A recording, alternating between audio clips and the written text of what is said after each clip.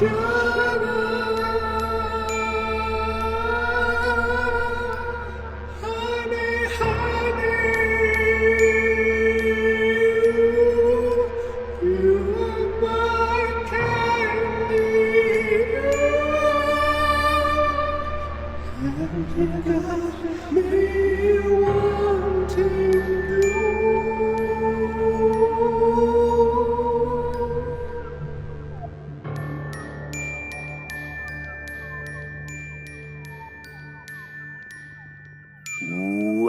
to Riverdale After Dark, a podcast about the CW's Riverdale that has been clawing its way out of the dark for a good long time now, but is almost there. I'm Alex. When you're in the dark, you can see nothing, but you can hear. Oh, you can hear. I'm Justin. I'm Pete. And we have a special episode for you today. We have two special guests, not one, but two. They are the music producers for Riverdale, Leonard J. Jackson and Ryan Petersen. Leonard and Ryan, welcome to the show. So excited to have you guys on. This is very exciting because I think something that people don't know who don't watch Riverdale, you know, they know the crazy plot lines. Who doesn't watch Riverdale? Well, the entire population of the world watches Riverdale. We know that. But imagining these imaginary people who don't watch Riverdale, I think people don't know how much musical stuff goes on a weekly basis. It's not necessarily Glee level where you're getting all songs all the time, but there's usually at least one song every episode, and you're the guys handling it. So when did you start on the show? How did you end up joining Riverdale and becoming the go-to music guys for it? You know, we actually started from the pilot. Like many jobs in television and film, we were, brought in on this from work we had done previously. In this case, the music supervisor, Alex Betsavis, I'd known her. She had placed my band in one of the Twilight movies and had me do some covers for Grey's Anatomy. Oh, wow. Awesome. And then one of our producers on the show, Amy Myrold, Ryan and I had worked on with a show called About a Boy, where we were the TV version of that one, where I had written songs and we produced those. And then another one called Telenovela, where we did a Gloria Estefan song. Ah, cool. So, we got the pilot episode, and I think a lot of people say this when they first saw the script. I'm like, well, this is ridiculous. Yeah. I don't know how this would work. It's Archie, but it's kind of serious, and there's a murder. Yeah, and I've never been so grateful to be so wrong, being able to see how well they were able to pull it off tonally. But yeah, we started from the very first episode doing, I think the songs were like "Fear Nothing" with Josie and the Pussycats, and an original Archie song, which was something that we started with that kind of went away. Oh, that's right. Back when Archie was like singing and playing the guitar and stuff. So yeah, we were from the beginning, and then just kind of snowballed from there. We had no idea how much music was going to be episode to episode. We were lucky after that first season to we didn't do a musical episode that one to ramp into that one, and we sort of had our feet under us at that point. So how does it work? Do you, like, when the script comes in, are they like, oh, hey, we need a song and here's how crazy it has to be? Or it kind of depends. Normally what happens is we don't see the script until they've actually pitched a song to us, and then the song has to go through this approval process to get used, from the original songwriters and the artist, whoever's involved with if it's a cover specifically. If they want us to write something for the show, then that's a whole other conversation. But it starts with getting the song approved, and then once it gets approved, and sometimes it doesn't always, the artist either says no, or their budget doesn't line up, or the timing of it doesn't work out, which then generally there is a second choice, but very limited window to do it. And that's when Leonard and I get squeezed the most, when it's like, no, that's where it starts. It gets approved. And once it gets approved, then we talk about kind of direction for the song, who's singing it, what's the scene, and where to go from there. And sometimes it is like the inspiration was the original song, so keep it pretty close to that, how it feels. And other songs like Anything Goes, which is a Cole Porter song, and kind of. And Roberto, thankfully, has a really strong vision on everything he does. Usually we'll have a phone call with him, and it'll be like, hey, we want to, this a certain moment I'm referencing in film that uses this song that we're going to kind of echo back towards. Or he can say like, well, what do you guys think we should do? And at that point we can get creative, which is always really fun to take a song that exists in one medium and try to throw it into a different genre to fit our show. Can I ask, what is scarier, having to like try to take something we all know and love and give it a fresh take, or be like, hey, what do you guys think? Like, is it like more of a heart attack one way or the other? It's all terrifying, you know? Showrunner puts you on the spot on a conference call. You're like, what do you think? The thing about television speed that's different than anything else, it's so much different than Broadway, so much different than even film, is a lot of times when we'll have a song cleared, we'll need to get a demo done in 24 hours. Wow. So that process, it just becomes all hands on deck trying to figure out what to do. You know, like on Anything Goes, the song Ryan had mentioned, it was interesting because, it started off like Roberto said, well, I think we have this scene where there's going to be a bare knuckle boxing fight and we're going to intercut, the song. And we want to do Anything Goes. And we're like, okay. Where, the original is like, it's that kind of da da da da da da da da da da. So we did that and failed miserably. And we did a couple versions of that upbeat. It wasn't really working out. And then, Roberto's like, it needs to be darker. So we did, I don't know if you remember this, Ryan, but we did like a German house version of it.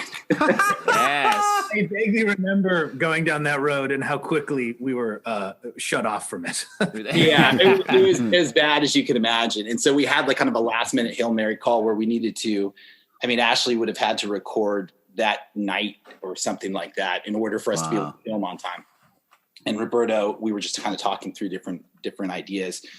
And he said, well, maybe if it doesn't speed up, maybe it can be like a James Bond theme song.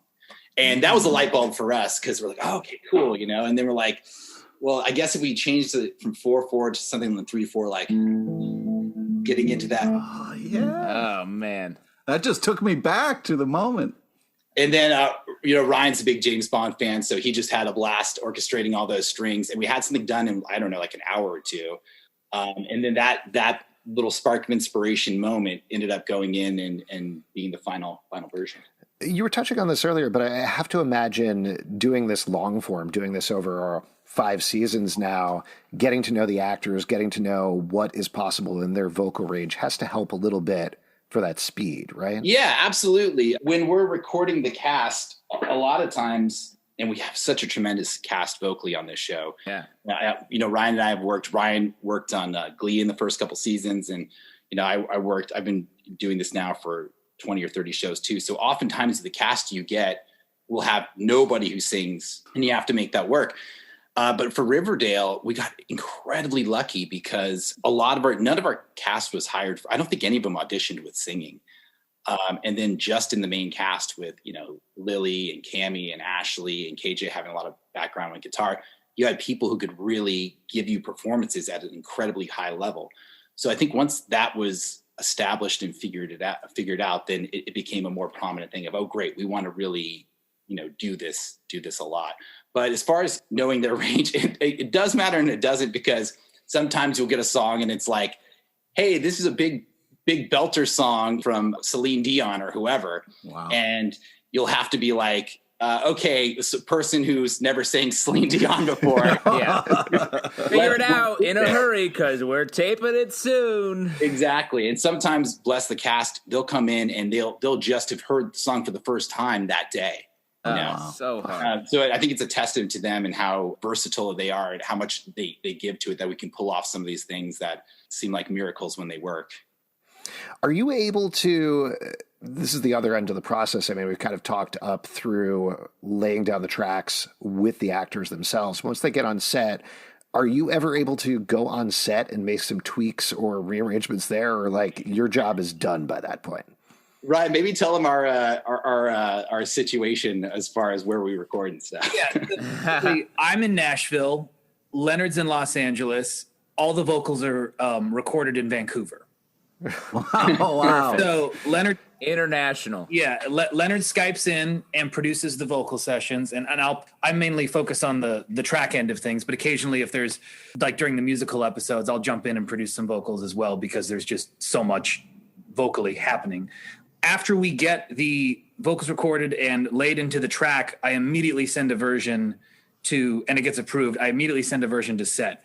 Now, sometimes I hear nothing, and then other times about 300 panicked emails of, this doesn't work, move verse 1 to verse 2, we've changed the script, you name it. There's been, all kinds of requests made. And then on top of that, you're having to mix stuff for, like, that's a little not what I would normally do because it's being blasted out of a PA on a set. And so you have to have vocals screaming loud. You have to have kick drum scream or anything percussive that gives actors the beat on where they're supposed to land. So if you listen to it in my studio, it sounds like I don't have ears when I sing. It's just like, what is this?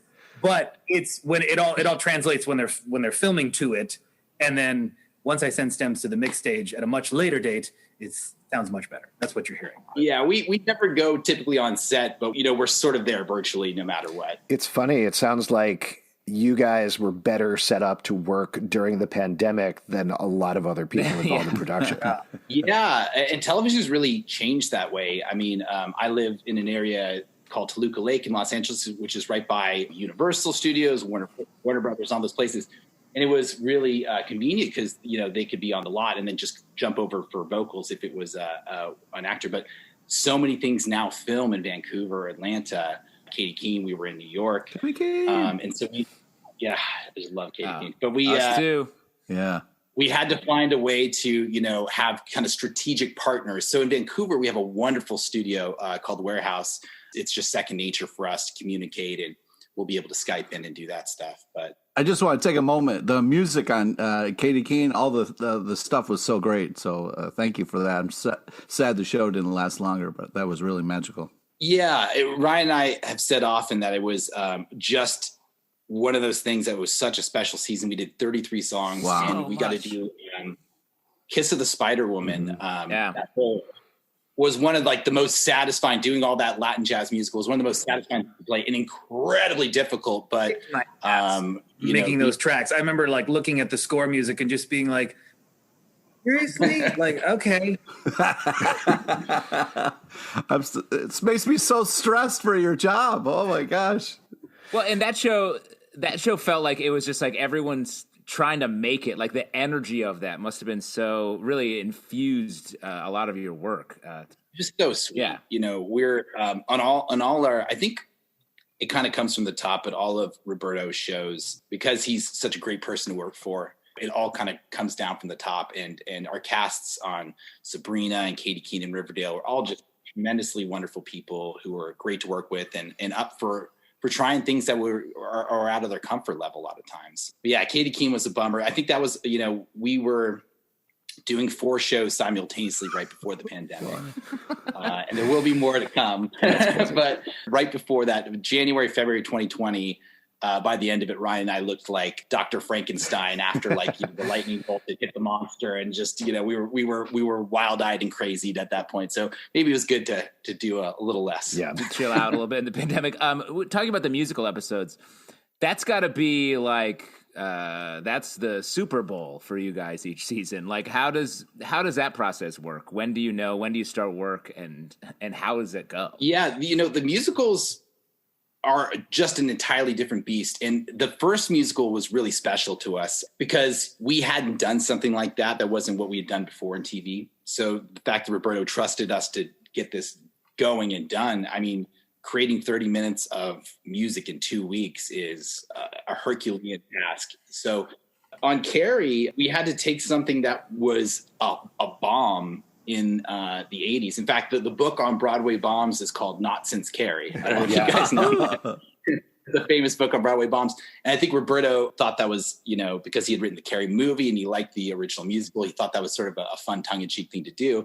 But we had to take something that really existed in that time period. I mean, there's tons of really heavy, shreddy, Eddie Van Halen type guitars, which doesn't work for our sound palette of Riverdale at all. Ryan and I were just like, well, what if we leaned into the noir and we took all that guitar and changed it to harp and to cello.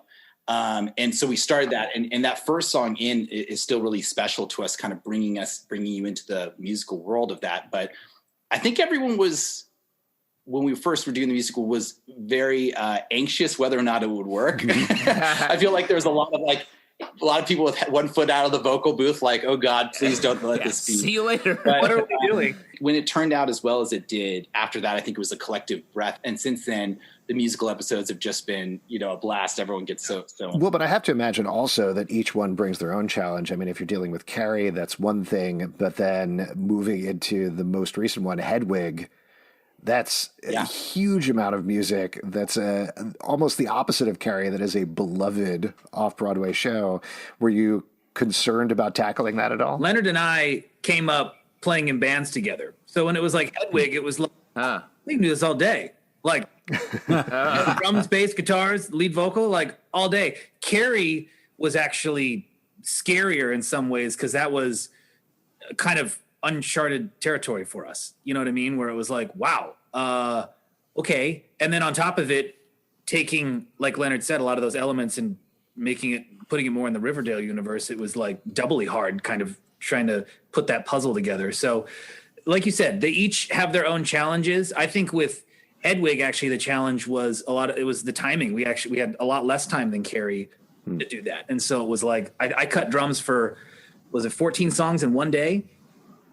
Like, I got to the studio early, and then as soon as I finished those drums, I sent a pile of drums over to Leonard for him to start playing bass and guitars on.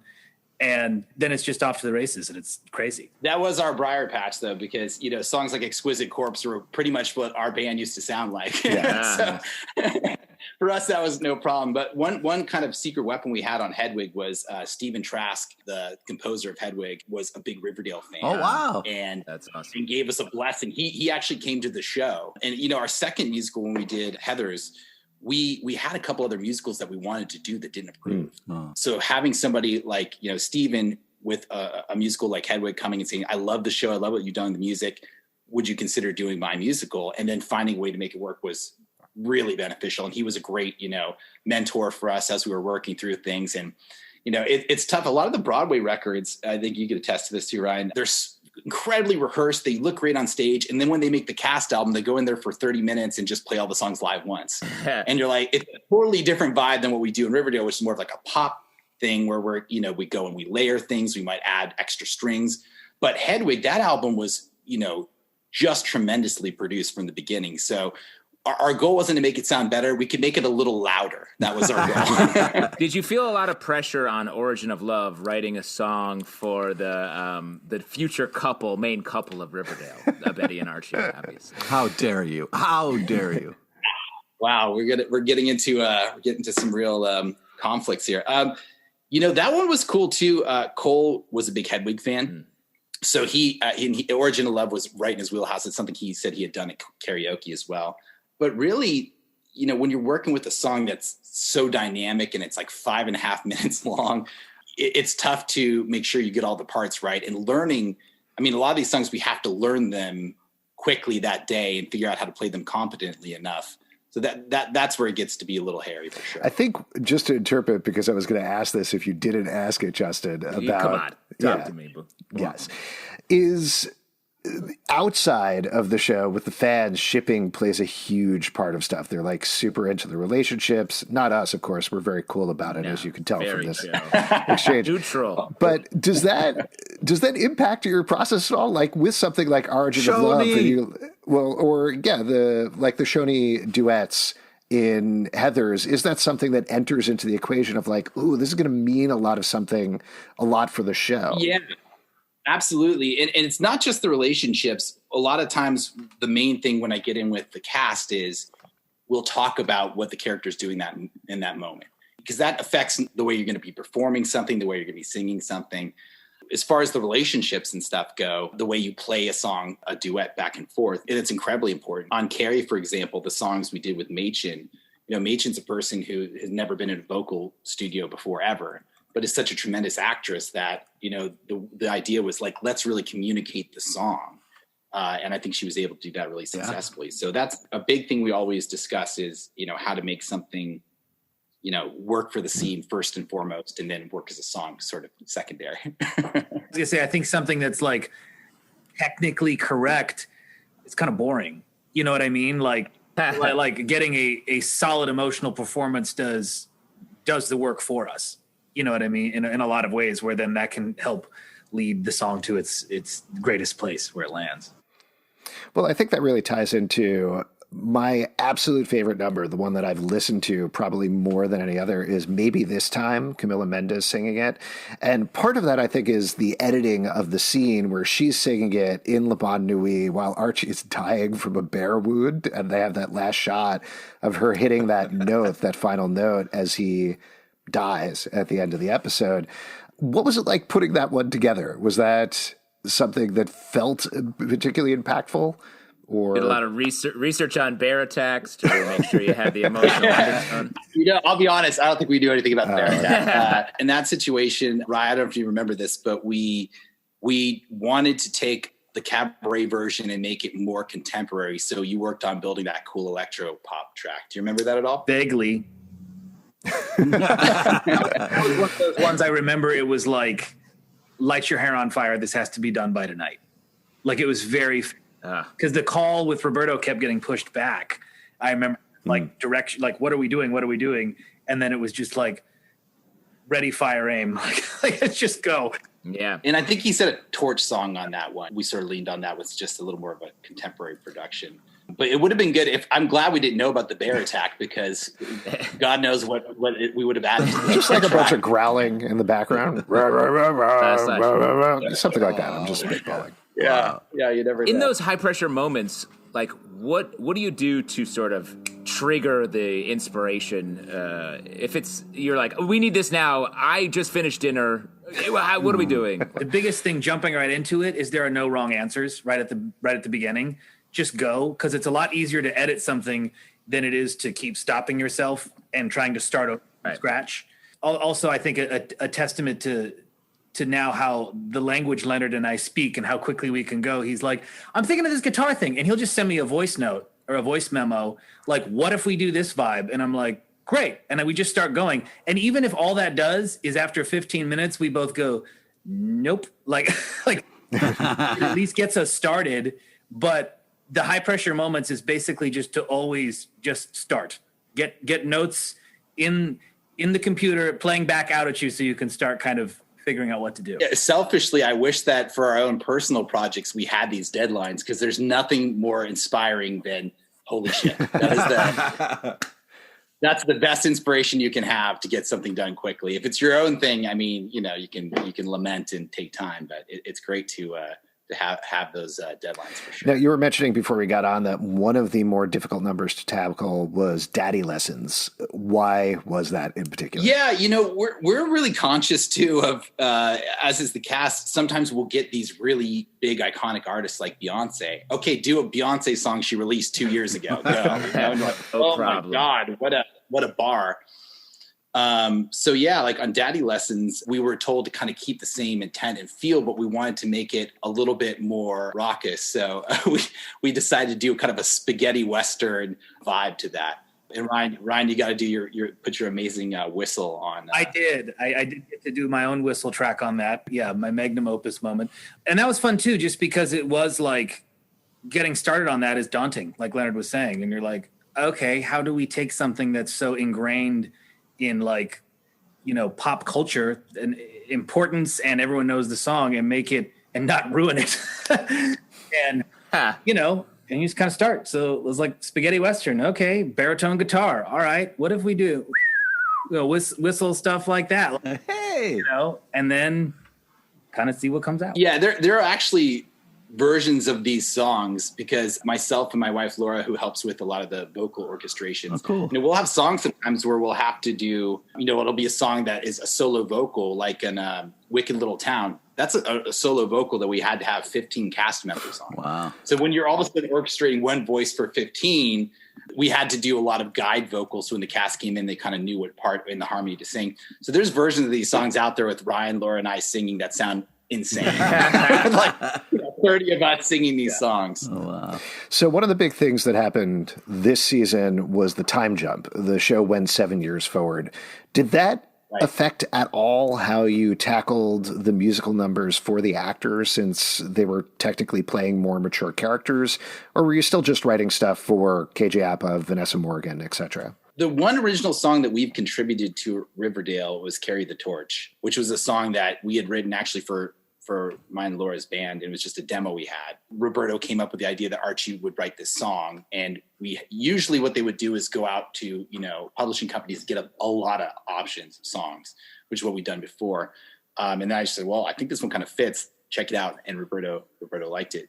What we had to do was that was the song we were literally shooting when the show shut down for the pandemic. So we were going to do version 1 for that and after. So we actually had to, the physical jump between when the pandemic started and we came back was, to me, I think a lot bigger of a mental challenge than the time jump, because once we came back, the time jump sort of made sense. We had been gone for right. You lived it. But we actually had to do the first version of that song, almost a year before we did the second, even though they came in sequential episodes. That was a bit of a trip. But, I think the cast was ready to play their own age. I think that they felt a little more, I just gather they all felt relaxed into this older character.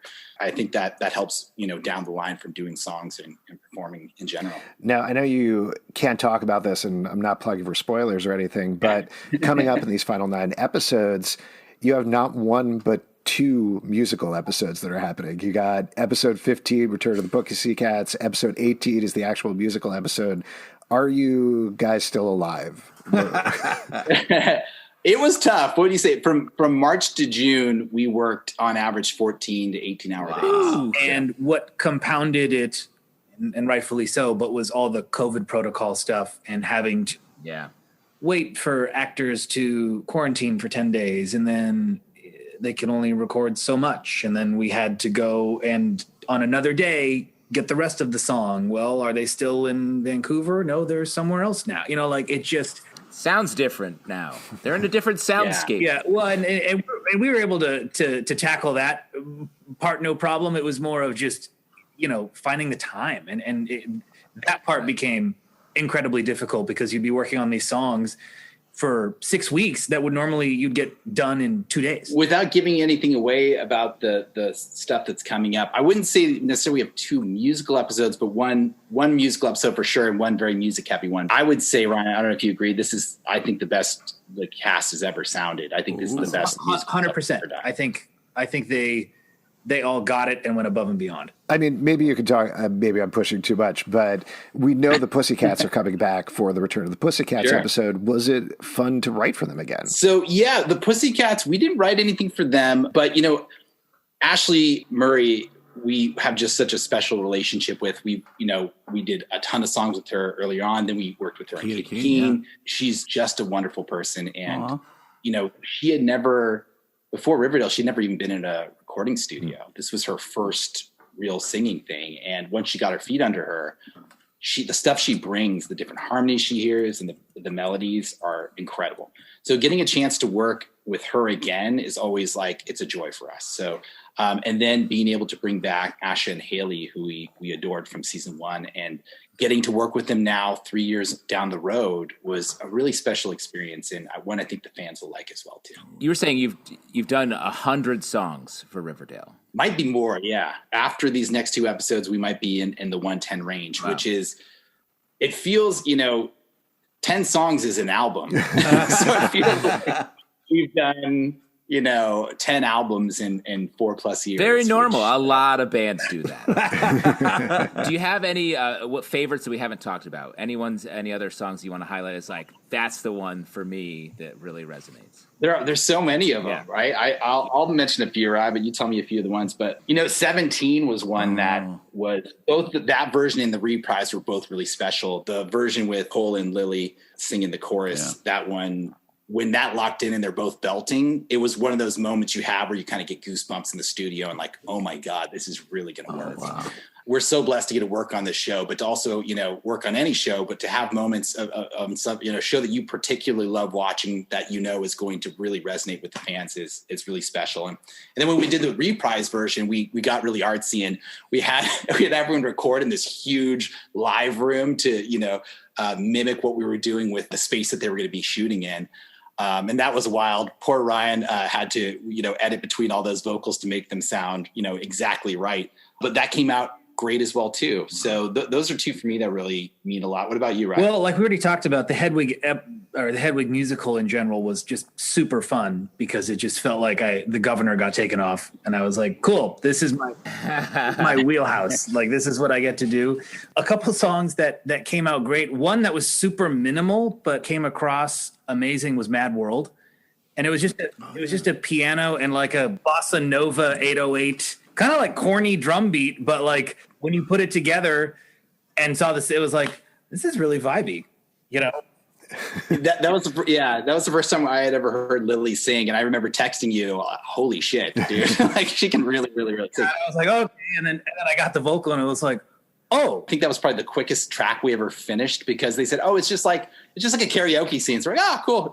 Ryan, you must knock that one out in like 30 minutes or something. That song and, you know, cover bands before. I was like, I don't even need I got it. Milkshake was another one that super fun and came off great. And that was credit to you and Laura, Leonard. That was you were like, what if we do this cool like Chordettes lollipop-esque version of this like banging pop song, but let's also keep like a lot of that like urban R&B percussive element stuff in it and lay one on top. And at first I was doing it, I was like, this is obtuse. You have this like enormous modern sounding woomph kick, and then ba ba ba ba ba, like all the, you know, these cool kind of vocal harmony things, and then we sort of like a soup that comes together at the end. It was like oh damn, this is perfect. Like it all worked. And it was fun that Lollipop became a big song for the show too in season 3 with the Black Hood and stuff.